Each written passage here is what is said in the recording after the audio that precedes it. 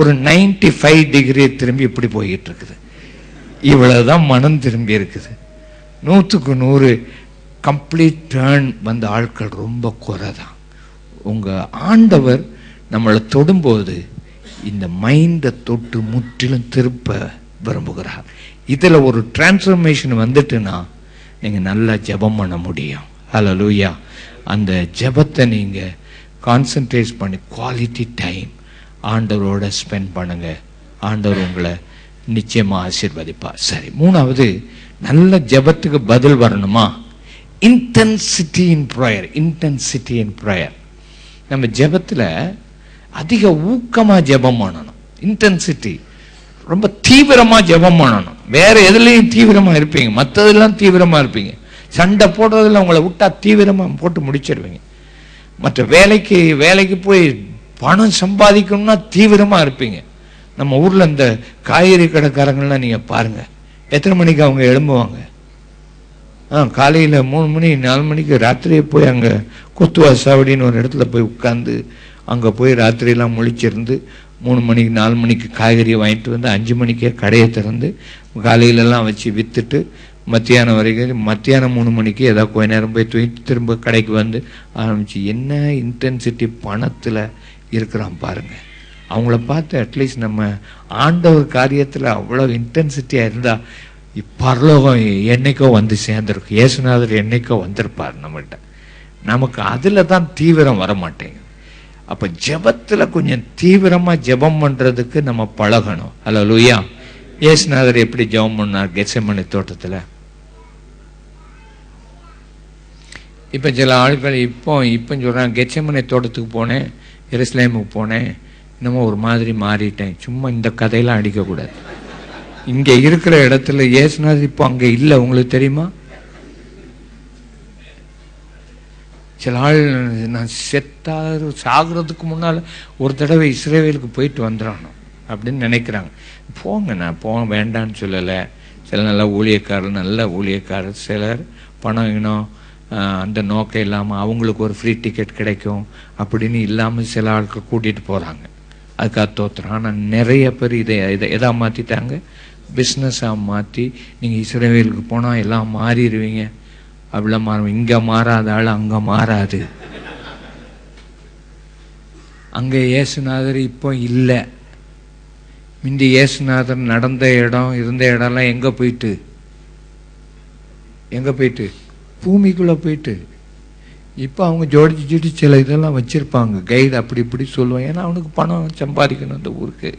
சரி, அதை விட்டுறேன்னா, அது வேண்டாம். ஆனால் இன்டென்சிட்டி அன்னைக்கு இயேசு கெத்செமனே தோட்டத்தில் போய் ஜெபம் பண்ணும் போது அவருக்கு என்ன நடந்துச்சு? வேர்வையெல்லாம் என்னதான் மாறிட்டு. அப்போ என்ன நடந்திருக்குது? பிளட் வெசல்ஸ் எல்லாம் பர்ஸ்ட் ஆயிட்டு. ஏன் பர்ஸ்ட் ஆயிட்டு? ஐயோ, இந்த மாதிரி கஷ்டத்தை நான் அனுபவிக்க போறேனே, அதுக்காக பர்ஸ்ட் ஆயிடுச்சு? இல்லை. ஏன் பர்ஸ்ட் ஆயிடுச்சுன்னா, ஜீசஸ் கிரைஸ்டுடைய பிதாவோடு இருந்த அந்த ஃபெலோஷிப் இருக்கு பார்த்தீங்களா, அது வந்து இட்டர்னல் ஃபெலோஷிப். இதை தற்செயல நமக்கு ஏதோ புதுசாக வந்தமா இல்லை. அவர் இட்டர்னிட்டியில் அந்த ஃபெலோஷிப், அது ஒரு நாள் கூட அவர் இந்த பூமியில் இருக்கும்போது கூட அது பிரேக் ஆகலை. ஆனால் அவர் சிலுவைக்கு போகும்போது என்ன சம்பவிக்க போகுதுன்னா, சர்வலோகத்தின் பாவமும் அவர் மேலே சுமத்தப்படும் போது பிதாவின் முகம் என்ன செய்யும்? That is what he doesn't like. ஆண்டவரே, இந்த பாத்திரம் என்னை விட்டு நீங்க கொடுமான நீங்கட்டும், ஆகிலும் என் சித்தம் அல்ல உன் சித்தம் ஆகிறது. அந்த ஃபெலோஷிப் வித் இஸ் ஃபாதர் ஒரு நிமிஷம் கூட பிரேக் ஆகிறது அவருடைய வாழ்க்கையில் இஷ்டம் இல்லை. நம்ம அவர் ஃபெலோஷிப் இல்லாட்டாலும் ஃபெலோஷிப் இருக்கிற மாதிரி நடப்போம், ஃபெலோஷிப் இருக்கிற மாதிரி பாட்டு பாடுவோம், ஃபெலோஷிப் இருக்கிற மாதிரி நடிச்சுக்கிடுவோம். ஆனால் அவருக்கு இந்த பிதாவோட கூட இருக்கிற அந்த ஃபெலோஷிப் ஒரு நிமிஷம் கூட குறையக்கூடாது. அதுக்கு தான் அவ்வளவு இன்டென்சிட்டியாக ப்ரே பண்ணார். கைகளை வைத்து, ஆண்டவரே, எங்களுக்கு அப்படிப்பட்ட ஒரு நல்ல ஒரு இன்டென்சிட்டி ஆஃப் ப்ரேயர் எங்களுக்கு வரும்படி ஜெபம் பண்ணோம். கை வைத்தியப்பா, உங்க கூட இருக்கிற அந்த ஃபெலோஷிப் ஒரு நிமிஷம் கூட எனக்கு குறையக்கூடாது, ஒரு நிமிஷம் கூட என்னை விட்டு போகக்கூடாது. உலகத்துல நான் வேற எதை இழந்தாலும் நீர் எனக்கு தந்த அந்த ஃபெலோஷிப் இழக்கவே கூடாது. எல்லாரும் ஆவியில் நிறைஞ்சோம்னா ஆமென். அல்லேலூயா, அல்லேலூயா. சில ஆட்கள் என்னன்னா, ஆண்டவரோட நான் ஃபெலோஷிப்பாக தான் இருப்பேன், ஆனால் இந்த மனுஷர்களோட என்னால் என்ன செய்ய முடியாது, இருக்க முடியாது.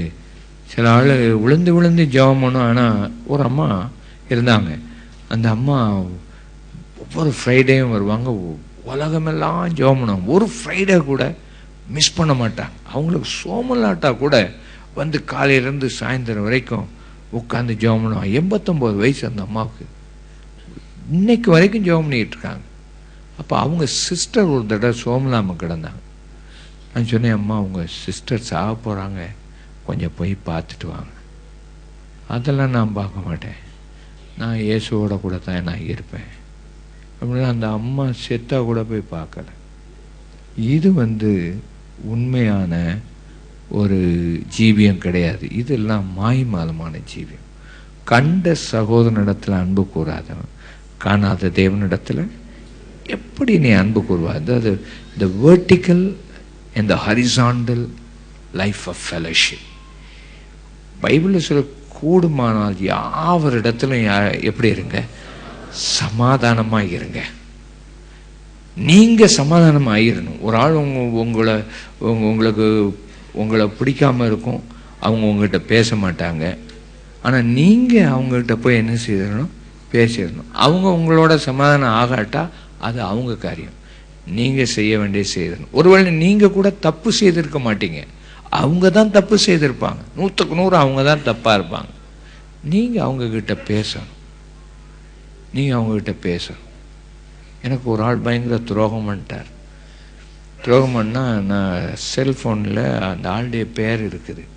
நான் ஒரு தடவை இப்படி இந்த செல்ஃபோன் அந்த வேவ் இதில் இப்படி தட்டி விட்டால் கரெக்டாக அவன் பேர் நின்றுட்டு, அவன் பேர் நின்ன உடனே அதை பார்க்குறது கூட எனக்கு இஷ்டம் இல்லை. நான் டப்புன்னு தட்டி விட்டேன். ஆண்டவர் சொன்னார், ஏப்பா அந்த பேரை பார்க்குறதுக்கு உனக்கு இஷ்டம் இல்லை? இஷ்டம் இல்லை ஆண்டவரே, அவன் பண்ணியிருக்கிற துரோகத்துக்கு. This is what wrong in your life. இப்போ அவனுக்கு ஃபோன் பண்ணினார், தட்டி விட்டேன் பாருங்க, ஃபோன் நேராக போச்சு. பேசினேன் அவன்கிட்ட. பேசின பிறகு எனக்கு இருந்த சந்தோஷம், நான் செய்ய வேண்டியதெல்லாம் நான் கரெக்டாக வச்சுக்கிறேன். அவனுக்கு ஆண்டவர் சொன்னார், அவனுக்கு நீ என்ன உதவி செய்யணுமோ நீ செய், நன்மை செய்ப்பா, அந்த ஆளுக்கு நன்மை செய். நன்மையை செய்கிறதுக்கு தான் ஆண்டவர் நம்மளை வச்சிருக்கிறார். நம்ம லைஃப்பில் ஒருத்தனும் நமக்கு விரோதியாக இருக்க முடியாது. நம்ம லைஃப்பில் யாரை பார்த்தாலும் சந்தோஷமாக இருக்குதா? ஒரு ஆளை பார்த்தா கொஞ்சம் சந்தோஷம் இல்லைன்னா உடனே கண்டுபிடிச்சிடணும், உடனே அதை போய் செட்டில் பண்ணிடணும். ஒரு ஆள் என் கூட மேலே உட்காந்துக்கிட்டார் மேடையில், தோத்திரம்னா அவர் தோத்திரம் போட்டேன், நானும் தோத்திரம் போட்டுக்கிட்டேன். ஆண்டவர் கேட்டார், இவனை உனக்கு பிடிக்குமான்னு கேட்டார். பிடிக்காது ஆண்டவரே. அப்புறம் என்னதுக்கு நீ தோத்திரம் போட்ட? இல்லை மேடையில் உட்காந்துருக்காரு, பேசணும்ல ஆண்டவரே. அவன்கிட்ட போய் பேசு, செட்டில் பண்ணு லைஃப்பை. நேராக அவன்கிட்ட போனேன். ஐயா உங்களை எனக்கு பிடிக்காதுன்னு சொன்னேன். நான் அப்படியே பாச கேட்பார்னு நினைச்சேன். அதான் எனக்கு ரொம்ப நாளே தெரியுமே. அதை செட்டில் பண்ணிட்டேன், அன்னையில் செட்டில் பண்ணிட்டேன். அன்னைக்கு செட்டில் பண்ண பிறகு உண்மையாக சொல்கிறேன், அது என்னை விட்டு போயிட்டு.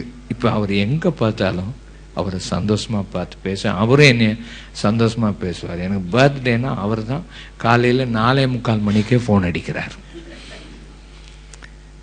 நீங்கள் உங்கள் லைஃப்பில் நீங்கள் பார்த்தீங்கன்னா அதுதான் நமக்கு இருக்கணும். அது சரியாயிட்டுன்னா நிச்சயமாக ஆண்டவரோடு இருக்கிற அந்த ஐக்கியம் சரியாயிரும். ப்ரேயர் கேட்கப்படும். கைவேத்து கத்துற துதிப்போம். இங்கே ஏதாவது பிரச்சனை வச்சுட்டு நீங்கள் ஜெபம் பண்ணீங்கன்னா மேலே போகாது உங்கள் ஜெபம்.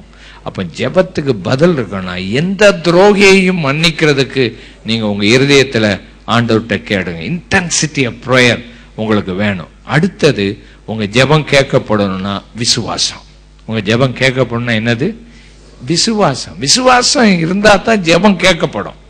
ஜெபமும் நல்லா இருக்கும், ஜெபம் பண்றதுக்கும் உங்களுக்கு உற்சாகமா இருக்கும். விசுவாசம் இல்லாமல் தேவனுக்கு பிரியமா இருப்பது கூடாத காரியம். அப்போ அவர் உண்டு. நீங்க ஜெபம் பண்ண போகும்போது நீங்க விசுவாசிக்கிறதும் நான்